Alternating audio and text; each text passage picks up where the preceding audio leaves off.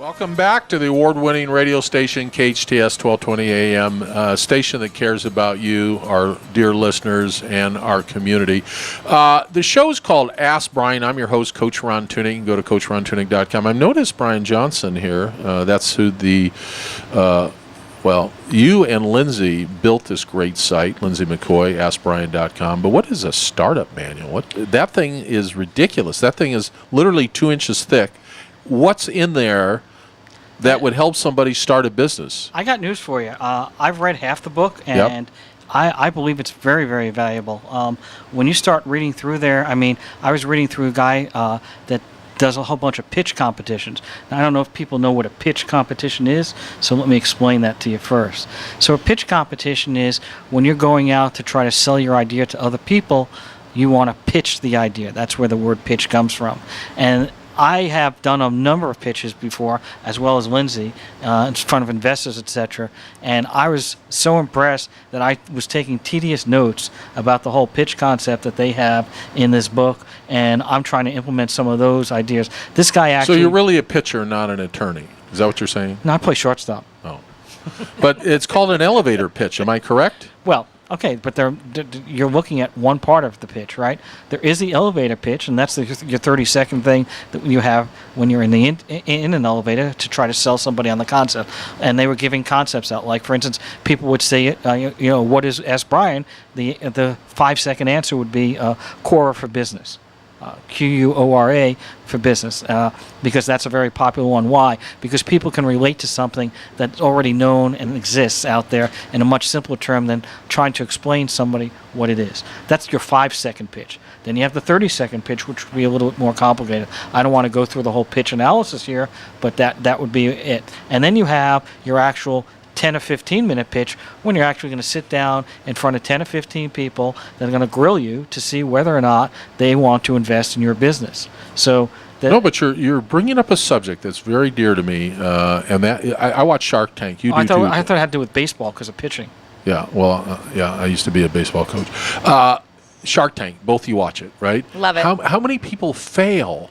They're going there. First of all, they qualify to get on the show. Then I imagine that percentage is probably less than 1%. I would imagine. Yeah, and then they get on there, and their pitches are so bad, their presentations are so bad that they confuse the potential sharks, the billionaires. I think I think a lot of the presentations are actually quite good. I think the problem is when it gets down to the money part, that's where it goes sour. And they don't know their numbers. They don't know their numbers. They don't know how they got there, and they don't know where they're going. Yeah. And in business, numbers are not everything. You and I talked before the break about building relationship. We talked about understanding how important it is to build trust. Brien Johnson just talked about the pitch. Let me continue on this because I think this is really important. If you go and present an idea, you're looking for investors, or you're going to your banker just to get a small loan, you have to make a pitch, correct? Well, you have to. It's not just the banker; it's anyone you need to borrow money from. Ron, if I needed to borrow $20, okay, great. We know each other, so you might loan it to me, right? If I said, Ron, I want to borrow $20,000, I go, whoa, Peter, I like you, but let's see. Why? Because you'd have to be convinced that you'd be able to get your $20,000 back plus more, because there's no reason to just be investing money to invest money, right? So you have to find out what that is. Now, for VCs, venture capital people, most people out there, they say if they make an investment, they want to be able to make 30 times their investment.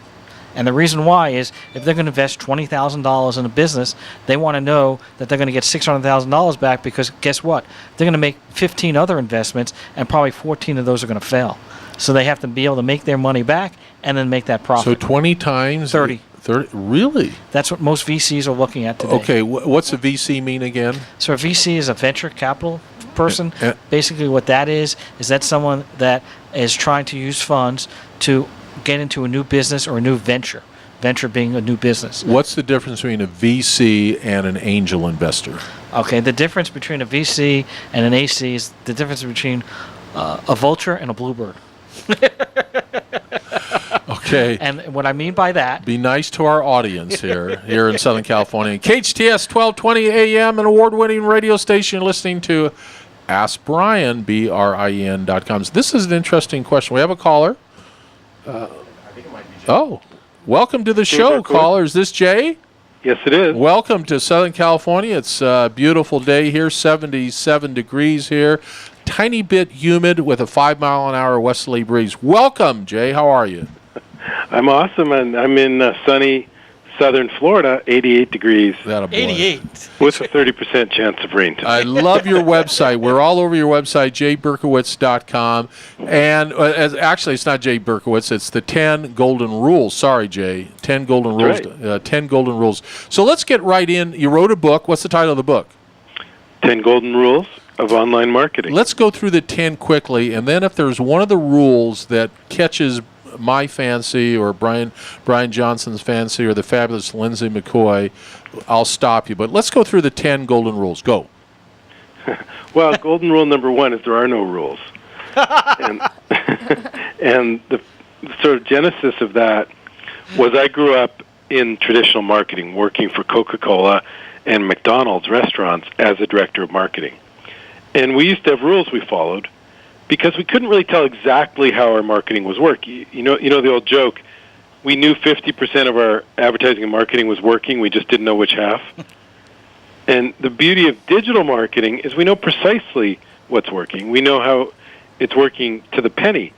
So when you set up a Google or Facebook advertising campaign, you know exactly how many people came to your website and what percentage of those people made a purchase and the cost to a penny of the cost of an acquisition or a lead. So when we did traditional TV advertising and radios and billboards, we would spend money and we would get effectiveness. But we would just use typical rules. Like we wanted to show people our ad, 3 to 4 times on average and reach 60% of our target audience. And those were kind of the rules of media buying. And it was frankly educated guesses. But the difference between digital marketing and traditional marketing is that we know very, very precisely what's working, and then we can do more of the stuff that's working. Well, that sounds like a great approach. Yeah. So rule number 1 is interesting. I might come back and challenge you. What's rule number 2? We're talking to a fabulous radio guest that we have every week on the show called Ask Brien, BRIN.com. And we get your emails, we get your texts, so we know you love our guest, and we're increasing our website traffic every week too, Jay. So what's rule number 2? Rule number 2 is the internet is not television. And again, the genesis of that rule is from traditional marketing where you would show a TV commercial, you could show moving pictures, you could tell a story, you could use music, you could use emotion, you could use voice.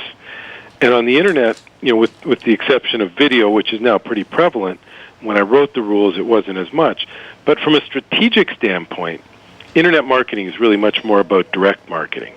It's like you spend some money, you measure exactly what's working, you can test, and you can improve upon whatever's working. So like if we run a Google campaign and a Facebook campaign to promote the Ask Brien radio show, and I spend $1,000 on Google and $1,000 on Facebook, I can identify very, very precisely at the end of the month which one generated more interest in the show.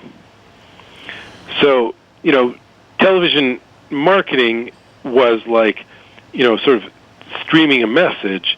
Internet marketing, from a strategic standpoint, is much more like direct marketing. All right, question 2. Both 1 and 2 are very interesting. I'm going to come back and ask you about Facebook in question 2. Question 3, we're talking to Jay Berkowitz on the 10 golden rules, and I like the first 2 rules. So what's rule number 3? Rule number 3 is create a UVP, which stands for Unique Value Proposition. And that's something that you should have on every website that gets people to interact with your website. So typically only 1 or 2% of people will sign up for the Contact Us form or, apply for something on your website. But if you can create something very, very interesting and very interactive, you can sometimes get 10 or 15% of people to interact with your website and therefore generate, a lead or at least that first handshake of interest as they come to your website. So typically we'll use different vehicles, like download a free ebook. You could have the Ask Brien show guide. 20 amazing interviews with Ask Brien guests. Meet 20 of the top influential marketers. Blah blah blah. And when people interact with that function on your website by downloading something or using a calculator or watching a free video series, now you've built that first handshake relationship with people. You've gotten them engaged with your brand, and there's much more likelihood that you're going to be able to convert them to a client down the road. His name is Jay Berkowitz, and you can tell he knows what he's talking about. You're a great radio guest. I could listen to you for hours. All right, that was number 3. That was my favorite so far. Number 4 on the 10 Golden Rules, and it's TEN, 10goldenrules.com. What's number 4? Golden rule number 4 is, if you build it, they won't just come. And for those of us who've built websites, and I built one probably 20 years ago, way before I had my business, and I built it for a startup for my wife, and it cost $30,000. I learned the hard way that you can't just build a website and sit around and wait for the people to show up. You must push, pull, and drive people to your website. So with the one exception being SEO, or search engine optimization, if you can accurately and effectively search engine optimize your website, you'll get free traffic from Google and the search engines. But for the most part, you've got to use paid advertising, social media, press releases, all kinds of different vehicles, links from other websites, partner promotions. You've got to drive that traffic to your website. You can't just build it and sit around and wait for the traffic to show up. Well said. His name is Jay Berkowitz. You're listening to Ask Brien, BRIEN.com, on the award-winning radio station, KHTS 1220 AM. Rule number 5. Let's go through these rules. The website's called the 10 Golden Rules, TEN. What's number 5? Rule number 5 is subscription models survive. And this rule has been proven so true over the last 14 years since I first wrote the 10 Golden Rules. And even at a small level, if you can get people to subscribe by giving you an email address or a like on Facebook or connecting with your company on LinkedIn, you've got that next level relationship where you can share valuable information, share testimonials, share case studies, build that relationship, give them valuable free information. And generally over time, if they're interested in your product to start with, you're going to convert an opportunity down the road. So getting people to subscribe, obviously many of the successful internet business models also include a financial subscription. So many of our successful clients have a $12 a month, $20 a month, $297 a month subscription model where they provide incredible value in exchange for hitting your credit card on a monthly basis. And that's one of the ultimate internet success models. And the key word is value there, and if we have time, we've got to have you back. I mean, we're going to run out of time here, but we've got to have you back. Talking to Jay Berkowitz, everybody. It's the 10 Golden Rules on the show called Ask Brien, BRIEN, number 6 on the 10 Golden Rules. Golden Rule number 6 is remember the 4 Ps. And guys, I'm sure you went to high school or university and studied a little bit of marketing. Do you remember the 4 Ps of marketing? One is product. Product, place, price, promotion. And the 4 Ps of marketing are as true today in digital marketing, internet marketing, as they were, in our marketing textbook 10 or 15, 20 years ago. And what I mean by that is you've got to think of your internet, your website, your marketing program as if you're a product manager. And I was a product manager at Coca-Cola, as I mentioned before, and Google has product managers. They have product managers for search. They have product managers for, Google Wallet. They have product managers for YouTube, which they bought. And each section of your website, your newsletter, your SEO, you should think of, either yourself, if you're doing it yourself, or your team, and assign them as product managers to develop new functionality on the website, to make it easier for your consumer to navigate your website, to develop new features that we talked about, new UVPs on the website. In terms of place, the most important P, on the internet might be SEO, search engine optimization, and now Google Maps and Bing Maps. Does your website come up when people are searching, both in the SEO side and also in that geographic, like particularly if you're a retailer or a restaurant, you got to make sure you're coming up in those map listings. Product, place, price. Generally, your internet price should be less than the offline price, and people in a store now will check the Amazon app and find out the price of a product on Amazon. They've already got free shipping. Why should they carry something home when they can buy it right there in the store? So you've got to be aggressive with your pricing and generally aware of things like free shipping, free returns, very important in e-commerce. And finally, promotion. It's great to do promotions in all marketing, but particularly online where you can A/B test one promotion versus another promotion by showing half the people one offer, half the people the other offer, and build a lot of knowledge and intelligence on what gets people to take action on your website. You're listening to Ask Brien, BRIN.com, and the fabulous guest, Jay Berkowitz. His website is the 10 Golden Rules. And listen to me, I can't be more serious. You're thinking about taking a business class at night, just listen to our show. We're on 1 o'clock. You don't need to go anywhere. We have fabulous guests every week like Jay Berkowitz. He knows his stuff. Trust me, he knows his stuff. Number 7 on the 10goldenrules.com. Number 7. Golden rule number 7 is trust is golden. And we all know that we're now a little bit more suspicious about websites and emails and links on the web. And so you've got to be very clear that your website is legitimate, trusted. When you're asking people for information, and in particular they're asking for credit cards, you've got to make sure your site is secure. You've got some different security indicators. And social proof is very valuable and important. So if you can show how many people are your fans and Facebook likes, how many people subscribe to your YouTube channel, and things like that, that generates what we call social proof, where people see that a whole bunch, 1,000 or 100,000 people like you on Facebook. You must have legitimacy, and you can capture those little widgets right off of Facebook and put it on your website, and that'll generate a lot of trust in the online environment. Our wonderful guest is Jay Berkowitz. I promise you I will get him back. I'll bribe him somehow to maybe even come in the station sometime. Do you ever get to Southern California, Jay? Yeah, I do. We've got a lot of business in San Diego and LA, so we'll definitely set up a live meeting. All right, we've got to take a break here in 2 minutes. Here's my question. When you look at Facebook, and this goes to maybe question number 2. Well, maybe I'll ask it when we come back from break. Now, do you do podcasts, Jay Berkowitz? Do you have a podcast? Yeah, we did a series of 50 podcasts called the 10 Golden Rules Online Podcast, and you can find that on our website at TEN 10 Golden Rules. I'm going to listen to them tonight. I will listen to them tonight. There's some unbelievable podcasts, including an interview with Craig Newmark, the founder of Craigslist, and an interview with Tim Westergren, the founder of Pandora. Wow. Can you do number 8 in 1 minute and 27 seconds? Golden rule number 8 is use the right tactic. And really what that means is each different modality or each different type of digital marketing, internet marketing, has a different function. So we talked earlier about Google and Facebook pay-per-click ads. Typically, those are great for finding new people and doing something we call in the business filling the top of the funnel. And like I said earlier, if you can get those folks to download a white paper or an ebook or a brochure on your website, capture their email address, and then send them valuable information in a series of drip or follow-on emails, you can generally convert them down the road to purchasing your product.